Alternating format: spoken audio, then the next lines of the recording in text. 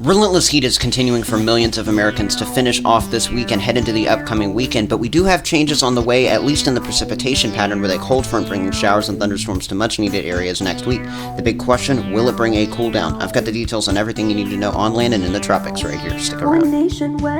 Thank you so much, as always, for joining me right here at One Nation Weather. If you enjoy the model maps that I use throughout my videos to predict the weather, make sure you check out where they came from right down there in the description with the link to WeatherBell's free trial. Also, if you're new to my channel, just that quick friendly reminder that you can always hit that subscribe button if you enjoy my content and want more consistent, accurate, and easy to understand video updates in the future. Alright, let's go ahead and jump right into this video and take a look at the mid-level pattern using our European model. This is looking 15 to 20,000 feet on up there into the atmosphere, and what this graphic is really showing you is that we've got these yellows and oranges in the eastern United States. Well, what do these colors mean?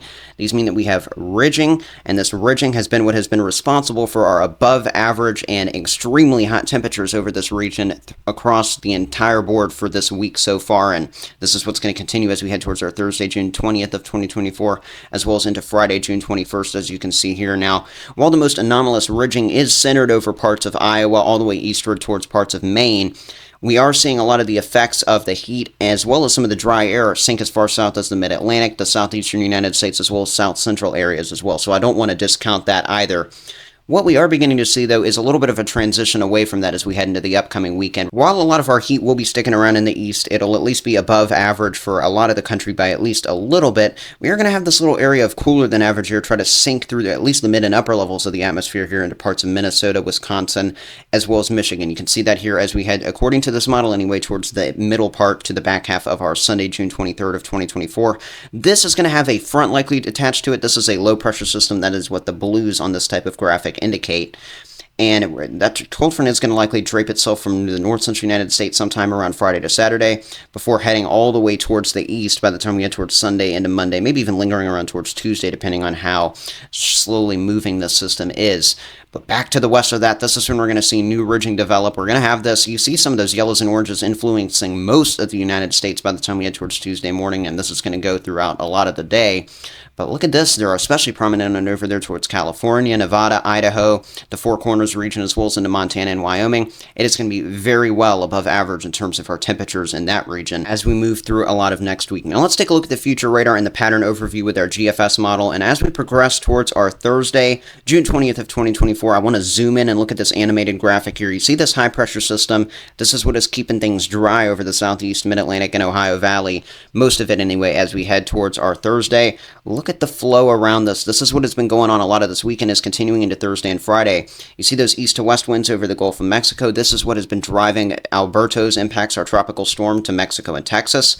Then you see how there's a south to north flow coming from the plains northward.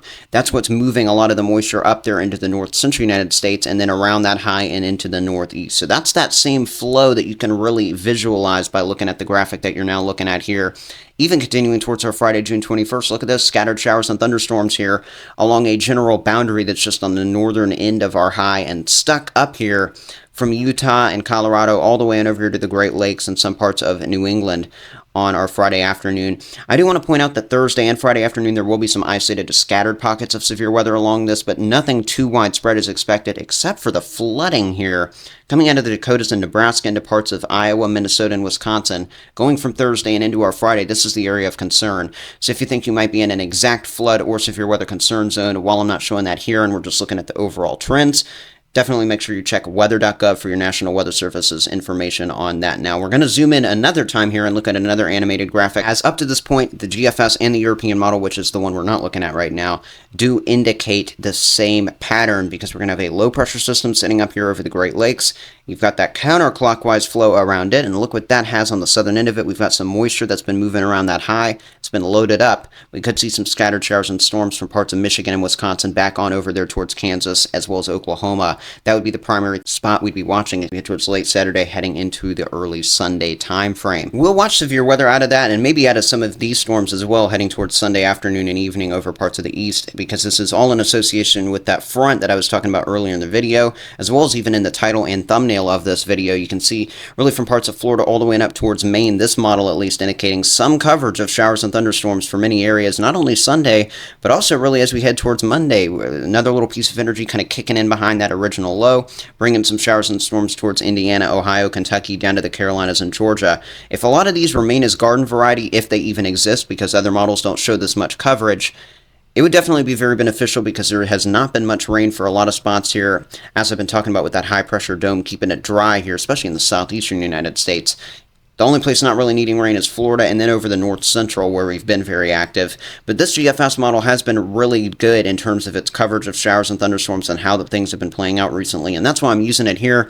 I wouldn't really trust once we start getting towards Tuesday, though, its coverage of these showers and thunderstorms, because it's a little bit uncertain, in that 5 to 7 day range exactly where low pressure systems and showers and thunderstorms are going to be. But you get the general idea with ridging now building up in the west as we head towards the middle part of next week. Could remain very active and more towards the eastern United States, as this is definitely a more shifting pattern, to say the least, in terms of precipitation especially. Now, temperatures, they are a big concern, and there's something that we've got to talk about here. We're not only going to look at daytime highs, but we're also going to look at morning lows, because these are quite miserable here if you especially live in these areas I'm circling moment by moment here. This is on our Thursday, June 20th, 2024. In the morning, waking up to 70s across this very broad corridor, unless you're in the highest mountains there of Appalachia. Pretty much 70s for everyone here. And in fact, if you're in any of these circles that you see, if you see a circle in the morning time when I'm showing you these morning lows, that indicates that you have never been that hot in that location, at least since records have been kept to start the day. So these are record warm lows. I know that's a very weird thing to say, but record warm lows occurring Thursday morning here in some of those spots in Ohio up to the northeast. This is all ahead of this little boundary here that's stationed from parts of South Dakota all the way over there through Michigan on Thursday. And in fact, there's big contrast in Michigan on Thursday. The northern part of the state, look at that, mid and upper 70s. Meanwhile, low to mid 90s down there towards Detroit, Kalamazoo areas in the far southern part of the state. We've also got a lot of other 90s where I just circled there in the Ohio Valley, other parts of the Midwest, the Northeast up here along that I-95 corridor coming from New York City on up to Boston to Portland, Maine, and onward. Mid and upper 90s along that chain there along the coast. Very hot conditions. Don't want to ignore the fact that we're still checking off the 90s down here in the Southeast. Our triple digits in the dry heat down there in the Southwest as well on Thursday, so keep that in mind. Very hot conditions continuing here into the night, and this is what makes this excessive. If you have any heat advisories or excessive heat warnings, definitely check that on the National Weather Service website. Again, where I circled there in Ohio, where I'm pointing the arrow at down there in Arizona, where it'll be 90 degrees on the morning time frame on Friday. You gotta be staying out of the heat if possible, staying in an air-conditioned room. If you don't have that, at least stay indoors. And again, seek shelter. If you can find somewhere that has free air conditioning, please go there, because this is very dangerous heat if you can't get out of it. And here we go towards our Friday, June 21st, 2024. Some records still being broken in Ohio. Not surprising, because that's been happening all week. We've got lots of 90s across the board in this region that I have circled as well.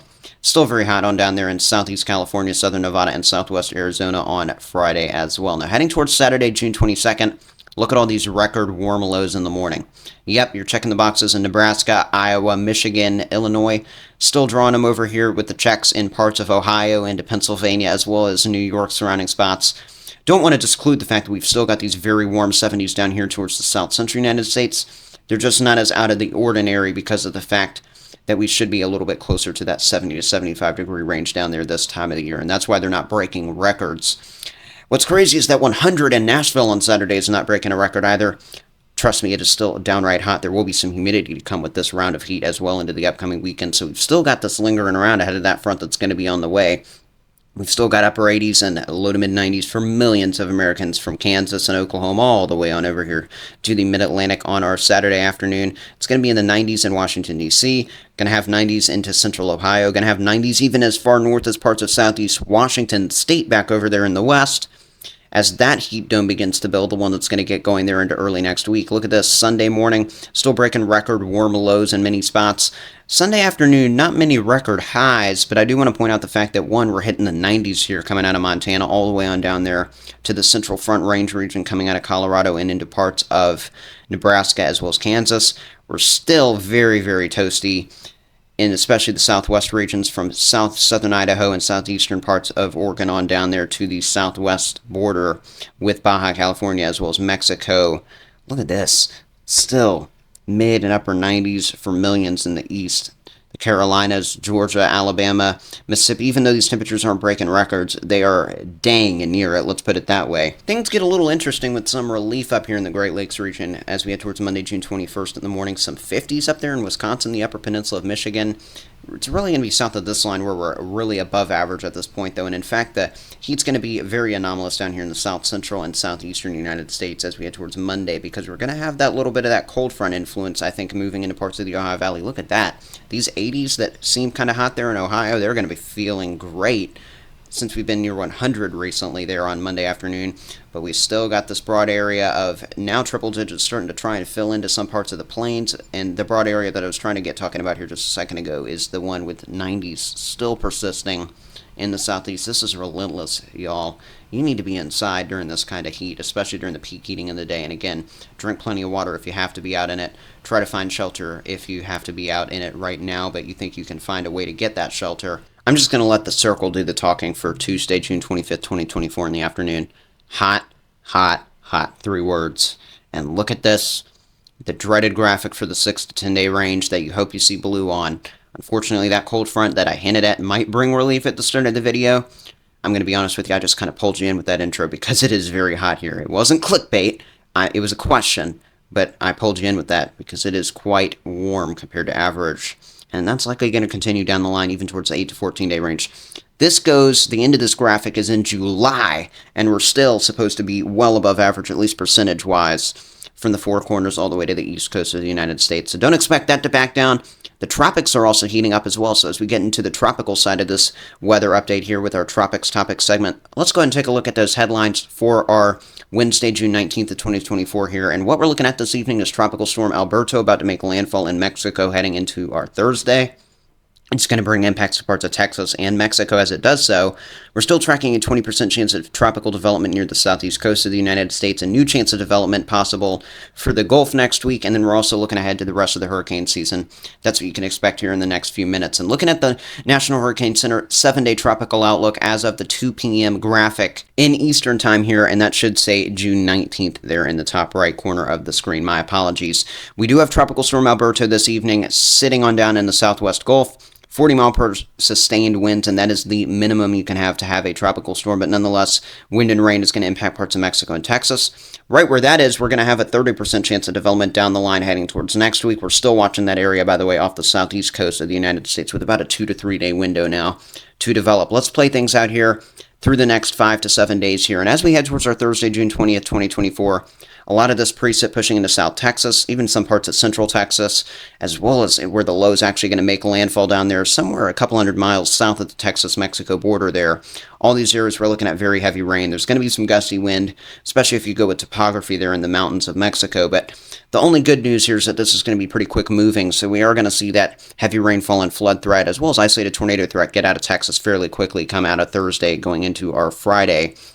Speaking of Friday, by the back half of our Friday, we're going to watch that little disturbance that the models uptrended on way a few days ago now and have downtrended more and more since on coming through the southeastern United States. Look at this. This is about all it's going to bring. A little bit of enhanced shower and thunderstorm activity Friday afternoon to this region. A little bit of increased rip current risk that you definitely need to keep in mind if you're getting in the water down there on the beaches Friday and even into Saturday beyond. In fact, that's already starting to start up now as I film this video. And then also a little bit of gusty wind. That'll be the impact out of that. Same impact on a lot of these showers down here in the southwestern Gulf of Mexico as we head towards the Saturday, Sunday timeframe of the upcoming weekend. All of this activity down here is what could eventually develop into our next tropical storm. That's that 30% zone from the National Hurricane Center, but that's something we'll be watching a little bit further down the line.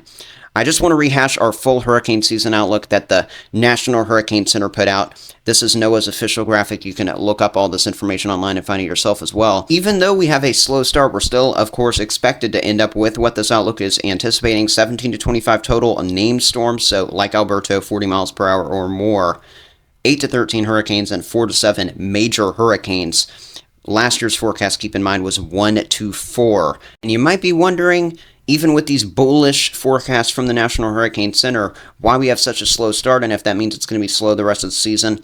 Even if it's slow all the way through July into some parts of August here, Once we start getting towards Beryl, Chris, Debbie, and onward, with every name that comes by, we're probably going to be seeing those waters get warmer on out there in the Atlantic. We're going to have less wind shear, more prime environment for development. So keep that in mind. Subscribe to my channel if you want to stay tuned in America with not only land forecasts with showers and thunderstorms there, but also the tropics through summer and beyond into the winter as well with forecasts. That's it for this video. Stick around for the next one. One nation weather.